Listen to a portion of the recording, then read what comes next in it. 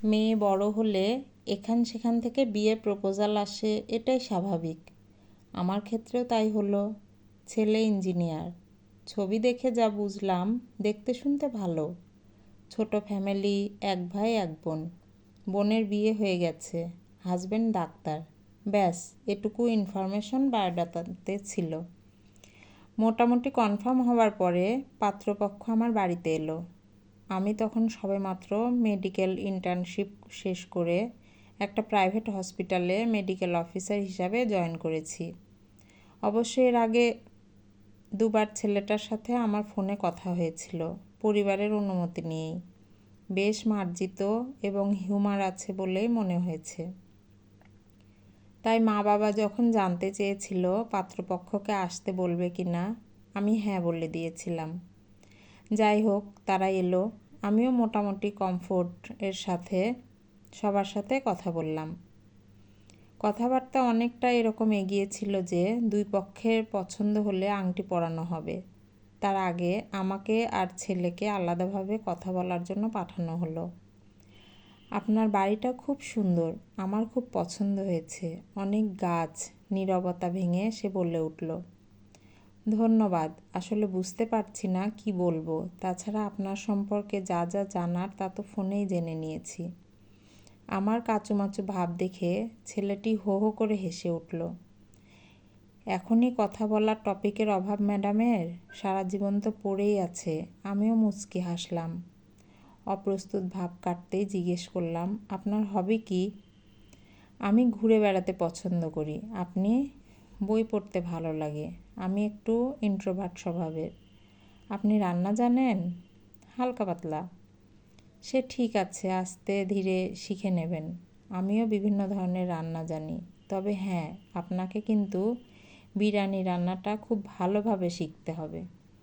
আমি খানিকটা হাসতে হাসতে বললাম, এত কিছু থাকতে শুধু বিরিয়ানি কেন? আপনি বুঝি খুব পেটুক, বিরিয়ানি লাভার? আরে না, আমার দিদিকে দেখছেন না, ও খুব পছন্দ করে।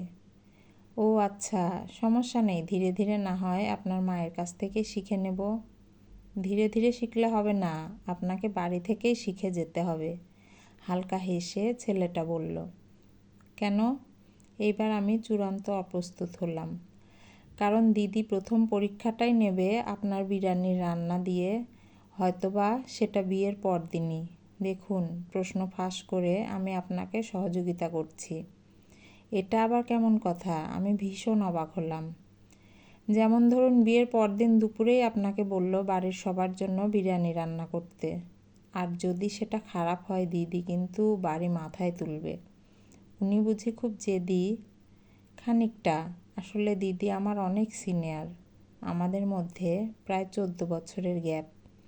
ওই 14 বছরের আদর ভালোবাসা দিদি একাই পেয়ে এসেছে।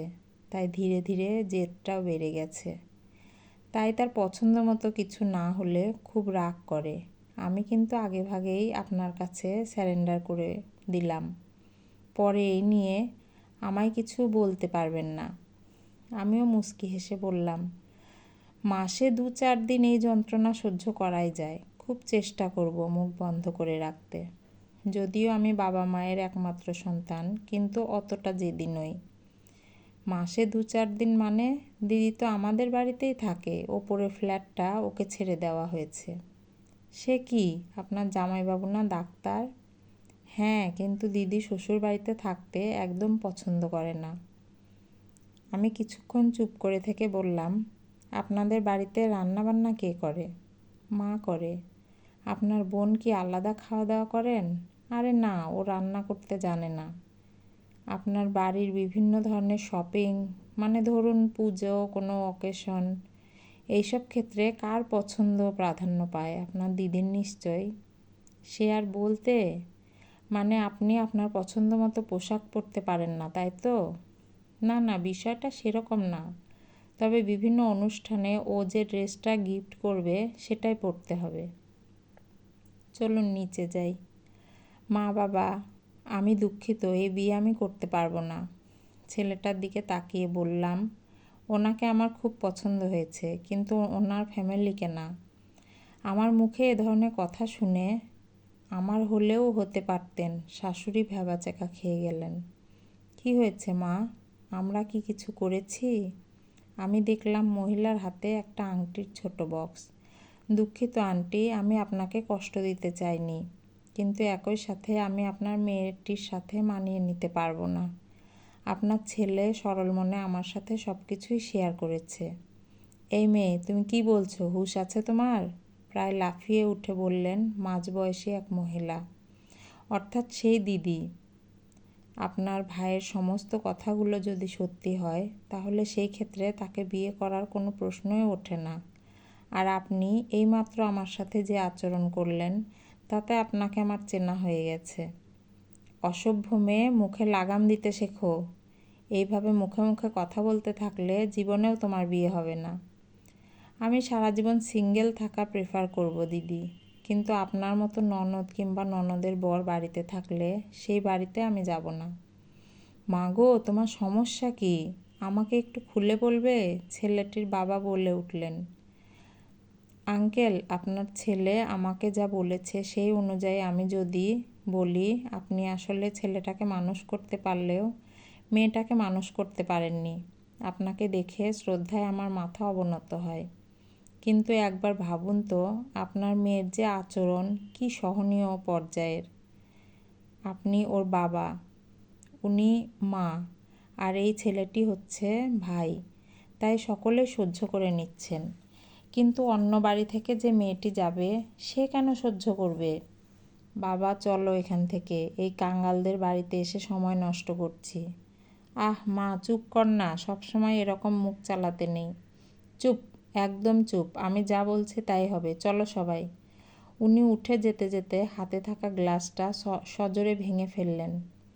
দাঁড়ান, প্রায় বজ্রকণ্ঠে আমি বললাম। গ্লাসের দাম দিয়ে এবং ভাঙা কাচ পরিষ্কার করে তারপর পা বাড়াবেন। তার বাবা মা এবং ভাই সহ সবাই স্তব্ধ হয়ে গেছে। তুই আমাকে পরিষ্কার করতে বলছিস? আমি পরিষ্কার করে দিচ্ছি মা। ছেলেটির মা খুব দ্রুত গতিতে এগিয়ে এসে কাচের টুকরায় হাত দিতে প্রায় যাচ্ছিলেন। আমার মা আটকে দিলেন। দিদি, ভুল তো আপনার না, আপনার মেয়ের। আর তাছাড়া আপনার মেয়ে ছোট খুকি নয়। আমরাও আমাদের মেয়েকে মানুষ করেছি, এরকম বেয়াদব বানাইনি। আর আমরা সেরকম মানুষ নই যে অন্যায় দেখলে সেটার প্রতিবাদ করব না, বরং সেই ধারণা মেয়ের মধ্যেও দিয়েছি। আজ তোমাকেই এটা পরিষ্কার করে যেতে হবে। মা, আমার মেয়ে একটু আগে বলল না? উনি রাগে জানোয়ারের মতো চিৎকার করতে লাগলেন, অকথ্য ভাষায় গালিগালাজ করতে লাগলেন। ছেলেটির বাবা মাথা নিচু করে বসে আছে, মা কান্না করছে, আর ছেলেটি অবাক হয়ে আমার দিকে তাকিয়ে আছে। আমি সহ আমার বাবা মা সেই ভদ্রমহিলার দিকে তাকিয়ে আছি, কারণ কাজটা তাকেই করতে হবে এবং দামটাও তার ব্যাগ থেকে বের করে দিতে হবে। তুই চিনিস আমার বরকে? এই শহরের নামকরা ডাক্তারদের একজন। হ্যাঁ, চিনি তো অবশ্যই, কিন্তু জানতাম না যে উনি মেরুদণ্ডহীন। আপনার বর ডাক্তার, সেটা নিয়ে আপনার ভীষণ গর্ব। আর আমি নিজে একজন ডাক্তার, আমি কিন্তু গর্ব করছি না। আপনি 14 বছর বাবা মায়ের ভালোবাসা একাই পেয়েছেন, আর আমি সারা জীবন ধরে বাবা মায়ের ভালোবাসা পেয়ে আসছি। আপনি নিজে কিছুই করেন না।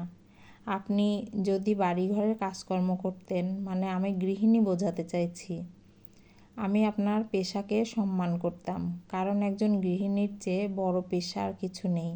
আপনি তো তাও না, কিন্তু ঈশ্বরের কৃপায় আমি একটা সম্মানজনক পেশায় আছি। তারপরও আপনার মতো একজন মহিলাকে আমার কেন লাই দিয়ে মাথায় তুলতে হবে বলতে পারেন? যেখানে আপনার কোনো যোগ্যতাই নেই। ভালোই ভালোই কাজগুলো পরিষ্কার করুন, নয়তো আমারও বাড়ি ভর্তি লোকজন আছে। আপনার কারণে আপনার বাবা মা সহ প্রত্যেককে অপমানিত হতে হতে বের হবেন, এমনকি মারও খেতে পারেন। মহিলা তীব্র আক্রোশ নিয়ে সেই ভাঙা গ্লাসগুলোর দিকে এগিয়ে গেলেন। বুঝতে পারছি তার হৃদয়ে ঝড় বয়ে যাচ্ছে। এটা শুধু তার জন্য শিক্ষা ছিল না, শিক্ষা ছিল তার বাবা মায়ের জন্য। জানি আজ বাড়িতে গিয়ে সে সুনামি বইয়ে দেবে, এবং এটা তার বাবা মায়ের প্রাপ্য সন্তানকে সঠিক সময়ে সঠিক শিক্ষাদান না করার জন্য। ধন্যবাদ, পরিষ্কার করতে হবে না আর টাকাও দিতে হবে না। তুমি যে মাথা নত করে বসেছ সেটুকুই যথেষ্ট। দয়া করে চলে গিয়ে আমাদেরকে উপকৃত করো, বাবা বললেন। ছেলেটির বাবা মাথা নিচু করে বের হয়ে গেল, সাথে ছেলেটিও। পেছনে হাত জোড় করল মা, কিন্তু ওই মহিলার মধ্যে কোনো ভাবান্তর দেখলাম না আমি, যেন পারলে আমাকে কাঁচা খেয়ে ফেলে। আমি আরও একটু উস্কে দিতে মুচকি হাসলাম। কয়েকদিন আগে ছেলেটি আমাকে নক করেছিল। প্রথমে চিনতে পারিনি, পরে পরিচয় দিল। জানো ইতি, আমার ডিভোর্স হয়ে গেছে। তুমি ঠিক ছিলে, এরকম বোন বাড়িতে থাকলে কোনো মেয়েই সংসার করতে পারবে না। আমার ওয়াইফ সব দিক দিয়ে ভালো ছিল, কিন্তু বিয়েটা 2 বছরও টিকলো না। এটা তো হবারই ছিল, কিন্তু আপনি আমাকে তুমি তুমি করে বলছেন কেন? আমরা কি আমাদের সম্পর্ক নিয়ে এগোতে পারি? আমি জানি আমি ডিভোর্সড, কিন্তু আমিও কথা দিচ্ছি তোমাকে নিয়ে আলাদা থাকবো। 1 মিনিট অপেক্ষা করুন। গ্যালারি থেকে আমার আর আমার হাজবেন্ডের খুব সুন্দর একটা ছবি তাকে পাঠিয়ে দিলাম। এরপর আর কোনো রিপ্লাই আসেনি। কলমে সুবর্ণা শারমিন নিশি, কণ্ঠে লাবণী সাহা।